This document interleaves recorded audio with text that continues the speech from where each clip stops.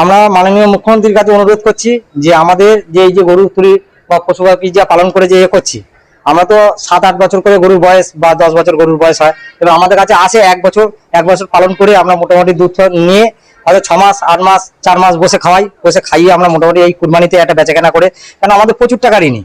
এই যে ঋণী আছি মোটামুটি প্রায় 20-25 হাজার টাকা, 20-25 লাখ টাকা দেনা আছে আমার, আছে খাটালে 20-25টা মাল আছে।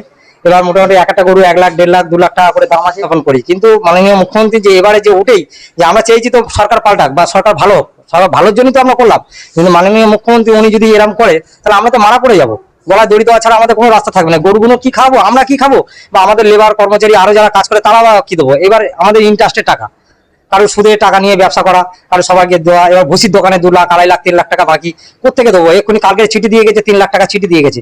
আমি বলেছি যদি গরু যদি বেচাকেনা করতে পারি 1 টাকা আমি দিতে পারবো না, তুমি যদি আমার যদি বিষ এনে দাও, বিষ খেয়ে দাও, তো তাতে আমি রাজি আছি, কিন্তু আমি দিতে পারবো না। যদি যাও একটা মোটামুটি আমাদের মাননীয় মুখ্য শুভেন্দু অধিকারীকে বলছি অন্তত আমাদের একটা রাস্তা অন্তত বার করে দিক, না গরুগুলো নিয়ে নিক, আমাদের একটা মূল্য অন্তত দিক, আমরা যাতে বাঁচতে পারি।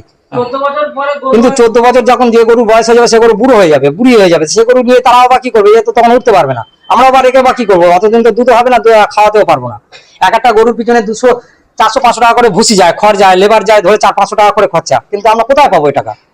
এক্ষুনি দেওয়া তো আমাদের খাওয়ানোর ক্ষমতা নেই। কালকে দানা আলা বলে গেছে ঘরে দানা নেই, দেখো অল্প গোটা মতো দানা আছে, ওই দিকটা দেখো দাদা, অল্প গোটা মতো দানা পড়ে আছে, কিন্তু কালকে থেকে যদি না দিতে পারি এরপরে দিতেই পারবো না, কিন্তু আমরা কোথায় পাবো? আপনার এই পাশেই বাজার, সেখানে কিন্তু কোনো লোকজন নেই না, আমাদের পাশে সাকসার হাটে কোনো গরু 2-4টে উঠেছে, কোনো লোকজন নেই, কিন্তু একটাও ব্যাপারী খরিদ্দার আসে না। আজকে আমাদের এই সময় গরু সব নিয়ে চলেও যায়, কিন্তু এবারে একটাও গরু কারুর বিক্রি হয়নি। কি করবো? শুভেন্দু অধিকারী যদি আমাদের যদি বাঁচায় তো বাঁচতে পারবো, না হলে আমাদের মরণ ছাড়া কোনো রাস্তা নেই, বিষ খেয়ে আমাদের মরতে হবে। হ্যাঁ, গরু যখন মাথা, তা গরু তো এতদিন মাথা ছিল নাকি? গরু এখনো যা আছে তখনও তাই আছে, কিন্তু আমাদের তো হিন্দু মুসলমান কোনো তো দণ্ড নিয়ে বাঁধিনি, ভাই তোমরা মাথা বিক্রি করছো কেন, তোমাদের দুধ খাওয়া খাও না কেন, তা নিয়ে তো আমাদের কোনো কথা হয়নি, যে তাই নিয়ে কথা হয়েছে বা তাই নিয়ে ঝগড়া অশান্তি হয়েছে আমাদের, তা কোনোদিন তো নয়। কিন্তু এবছর এমনই করেছে উনি যে মোটামুটি যদি 2 মাস বা 1 মাস বলতো যে কুরবানিটা করে তোমরা বন্ধ করে দাও, সামনের বছর থেকে আমরা করতে দেবো না, তাহলে আমরা তাতে খুব খুশি। অন্তত এবছরটা আমাদের অন্তত ছাড় দিক, আর না দিলে আমাদের শুভেন্দুরা বলেছিল যে হিন্দু ভাই ভাই, কিন্তু তিনি যে ক্ষমতায় এলেন, কিন্তু আপনাদের মতন যারা হ্যাঁ হিন্দু ভাই ভাই, কিন্তু আমরা তো বলছি না ভাই ভাই ছাড়া তো অন্য কিছু বলছি না, কিন্তু আমাদের রাস্তাটা অন্তত একটা বার করে দিই। আমরা কি করে খাবো বা কি করবো? এই দেনা মুক্ত হবো কোত্থেকে? আপনাদের কথা তো চিন্তাই করলো না, উনি এসেই মোটামুটি ঝবাস করে বলে দিল যে মোটামুটি ধরো বন্ধ। এবার বন্ধ বলতে গেলে 14 বছরের গরু সরকারের করতে হবে, আইন হিসেবে পাস করে যেতে হবে, তারপর গোসা নিয়ে যেতে হবে, সেসব তো আমাদের কিছু না। হ্যাঁ, সেটা তো কিছু তো করলো না। আপনার কাছে যদি কেউ গরু কিনতে যায় তার তো কাগজ চাইবে, আপনি কি কাগজ এক্ষুনি বা দেবো কি করে? কাগজ এক্ষুনি তো তৈরি করতে একটা সময় লাগে, যে কোনো জিনিস সময়ের ব্যাপার, তো একটা সময় দিক অন্তত।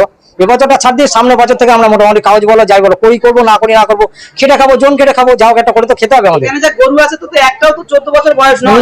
না, তাহলে যারা কিনবে তাদের তো প্রাপ্য তার জন্ম তারিখ দিতে হবে, তাদের জন্ম তারিখ কোথায় পাবো? গরু তো আমাদের তো এসব তো বিহার থেকে আনা, আমরা বিহার থেকে গরু নিয়ে আসি, বিহার থেকে নিয়ে এসে এখানে রান পান করে আমাদের 1 বছর 1.5 বছর 2 বছর থাকে, এর বেশি আমরা রাখতে পারি না, কারণ একটা গরু থেকে 400-500 টাকা খরচা, কোথায় পাবো অত টাকার ভুসি?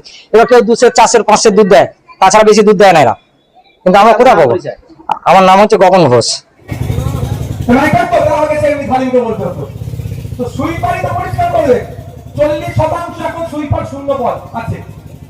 উচিত ছিল হসপিটালে গিয়ে ডায়লগ বিনিময় সাথে সাথে ঘোষণা করে দেওয়া যে আগামী 3 মাসের মধ্যে যত শূন্য পদে সব পূরণ হয়ে যাবে। এই প্রশ্নটা আপনার সুযোগ দিচ্ছে না, আপনাকে এখানে মজিয়ে রেখে দিয়েছে। প্রশ্ন করতে হবে ফেক এসটি সার্টিফিকেট কবে বাতিল করবেন?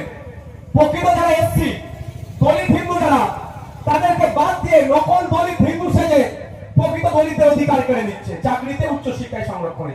প্রশ্ন করা তো দরকার এখন, সেটা তো বলা দরকার, আমরা ঘোষণা দেওয়া সব বাতিল, নতুন করে হবে, কিন্তু সেটা খুঁজে পাওয়া যাচ্ছে না। আমাদেরকে ভুললে চলবে না, রুজি রুটির লড়াই আমাদের মানুষের অধিকার। সকালবেলা উঠে কেউ মন্দিরে যাবে, কেউ মসজিদে যাবে, কেউ কর্মসংস্থানের দিকে এগোবে, তার ব্যাপার, কিন্তু দিনের শেষে যেন তার পেটটা মেহনত যেটা করছে, যেন যা ইনকাম করছে পেটে যেন ভাতটা আসে, খালি পেটে না ঘুমায়, সেটা আইএসএফ বামপন্থীরা দেখে। এই জন্যই তৃণমূল বিজেপির সাথে আইএসএফ বামপন্থীদের এটা পার্থক্য। আমি আর বক্তব্য দীর্ঘায়িত করবো না, আপনারা আগে মায়েদেরকে দেখে নিন। ঠিক আছে, মায়েদের যদি কারো কিছু বলার থাকে, অভিযোগ থাকে, সামনে 4টে চেয়ার বিছিয়ে দাও, দেখতে পাচ্ছে, বাবু একটু পিছিয়ে যাও, কেউ আমার কাছে কেউ ভিড় করবেন না, প্রচন্ড গরম হচ্ছে। কারণ যদি কিছু বলার থাকে মায়েরা সামনে আসবেন, আপনারা এখানে রাখো, এসে আপনারা বলবেন, ওই দিকে চেয়ার দাও, সামনে চারটে চেয়ার দাও। তারপরে বাবুরা, ভাইরা, দাদারা, কারো কিছু টিকিয়ে একটু শুনে হ্যাপি করেন। আপনারা আমাকে সাজেশন দিতে পারেন, আপনাদের রাস্তা খারাপ, এই হয়েছে, সে হয়েছে, খালের সমস্যা করতে হবে, যা মনে আছে আপনারা বলতে পারেন। তৎকালীন ঘোষণা, তৎকালীন আমার যদি ক্ষমতা থেকে সমাধান করবো, দপ্তরের মন্ত্রীকে বলবো এই রাস্তাটা ঠিক করতে হবে, এই খালটা সংস্কার করতে হবে, এই ব্রিজটা দুর্বল হয়ে গেছে। মানে আপনাদের যা সমস্যা আছে বিধায়ককে বলবেন, বিধায়ক যে মন্ত্রীকে জানাবে, বিধানসভায় জানাবে। মন্ত্রী বা বিধানসভার কাজ কি হবে, নোট ডাউন করে রেখে সমাধান করা। সুতরাং যারা যে কোনো ধরনের সাজেশন, অভাব, অভিযোগ আপনারা বলতে পারেন আমাকে নির্দ্বিধায়। আর একটা কথা বলে যাই, আর একটা কথা বলে দিই, আগে তো তৃণমূলের চাপ খুব ভালো ছিল লাস্ট 5 বছর, এবার তৃণমূলের আর খুঁজে পাওয়া যাচ্ছে না মার্কেটে। আমার পার্টির ছেলেদের যদি কারো ডানা গজিয়ে যায় সেটাও জানাবে, ডানা আমরা ছেটে দেবো, কোনো তোলাবাজি, হিংসা কালো করতে দেবো না। অন ক্যামেরা বলে যাচ্ছি, সাধারণ মানুষকে বলে যাচ্ছি, আপনারা যদি মনে বুঝতে পারেন যে আমার পার্টির ছেলেরা অনৈতিক কাজের সাথে যুক্ত হচ্ছে, আপনাদের কাজ কি হবে? আমার নাম্বার তো ছেড়ে দিচ্ছি, আপনি জানেন তো। উনি বাবা এত ফোন এসছে, পাগল হয়ে যাচ্ছে। তার পরে বলবো খুব দরকারি কাজ ছাড়া ফোন করবে না, ভাইয়া কেমন আছে, দোয়া আশীর্বাদ ঘর থেকে করবেন, অতি যথেষ্ট। ফোন করে জিজ্ঞাসা করবেন না, এত ফোন ঢুকছে না, ফোন গরম হয়ে যাচ্ছে, আইফোন গরম হয়ে যাচ্ছে, বিশ্বাস করুন। শুধু ভাইজান কেমন আছে, সব ঠিক আছে তো? আমি অনুরোধ করছি এইটুকু জানার জন্য ফোন করতে হবে না, আশীর্বাদ দোয়া করবেন, ভাইজান ঠিক থাকবে। আপনাদের ছেলে তো আমি নাকি, তো ছেলেকে দোয়া করে আশীর্বাদ করলে তো ঠিক থাকবে। আমাকে সরাসরি ফোন করতে পারেন, নির্দ্বিধায় ফোন করবেন যে আপনার অমুক নেতা এই অন্যায়টা করছে, সেই নেতাকে কোথায় নেতার জায়গা হয় সেটাও দেখে নেবেন। এই মমতা ব্যানার্জির মতো বলবো না একটু দুষ্টুমি করে ফেলেছে, ও কাজ আমরা করবো না, সতর্ক করে দেওয়া আছে। যদি কোনো অন্যায় কাজের সাথে যুক্ত হয় তার অবস্থান কোথায় হবে, কি বললাম, ডানা বেরোলে কি হবে, ডানা ছেটে দেওয়া হবে। কারণ অনেক তপস্যার পরে ভাঙড়ের মানুষ একটা শান্তির জায়গায় এসেছে, তোলাবাজ মুক্ত হয়েছে। আবার নতুন করে তোলাবাজদের জন্ম ভাঙড়ে দেওয়া যাবে না, ওই কুড়িতেই তাকে বিনষ্ট করে দেওয়া হবে। আমরা সাথ দেবেন তো মায়েরা? কি মায়েরা সাথ দেবেন তো? হয়তো আমার হাতে পার্টি উঠে গেল, ঘটনাক্রমে আমি বলছি, তারপর আপনি আমার সাথ দেবেন তো? এইটুকু কথা দিয়ে যাচ্ছি, যদি পার্টি উঠে যায় ও তুলে দেব। কিন্তু যে কথা বলে রাজনীতি করতে এসেছি, কথা দিয়েছিলাম যে 3,30,00,000 টাকার মধ্যে যতটুকু বাকি থাকে ঘর থেকে এনে দেবো। 1,37,00,000 টাকা বাড়ি থেকে এনে কাজ করেছি, কথা রেখেছিলাম। ভোটের আগে প্রমাণ দেবো, প্রমাণ দিয়েছি। এবার কথা রেখেছি কি, কোনো তোলাবাজি করতে দেবো না। এটা বলছি 5 বছর ধরে এটাই থাকবে, কোনো তোলাবাজি ভাঙড়ে হবে না। আর ওয়েটল্যান্ড নিয়ে যে সমস্যা, সেই সমাধানের জন্য সেই বিকাশ স্যারের কাছে আমি কথা হয়েছে। আগের একটা আইন ছিল সম্ভবত 9 মিটার অব্দি ঘর করতে পারবেন যারা পুরাতন এখানে বসবাস করছে, সেটাও নাকি পরিবর্তন করেছে। ওই আইনটা ফিরিয়ে নিয়ে আসা দরকার। এবং যেগুলো বাস্তু জমি, যেগুলো বাগান বাড়ি, সেইগুলো অনেকে ওয়েটল্যান্ডের মধ্যে ঢুকিয়ে দিয়েছে, ওটাকে বার করে দেওয়া দরকার। এই লড়াইটা নাওতা টু বামনঘাটার মানুষের জন্য।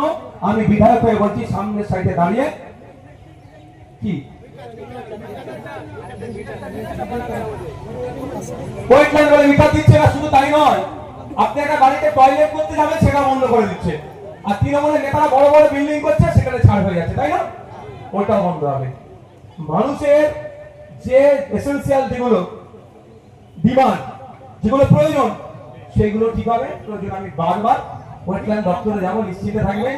পরিবেশ দপ্তরের আন্ডারে এটা করছে, সেখানে যাবো, নিশ্চিন্তে থাকবেন। মন্ত্রীর কাছে যাবো, নিশ্চিন্তে থাকবেন। ম্যানেজ করতে যাবো না, এখান থেকে 2 কাঠা জমি নিজের নামে লিখতে যাবো না, আপনাদের জন্যই যাবো।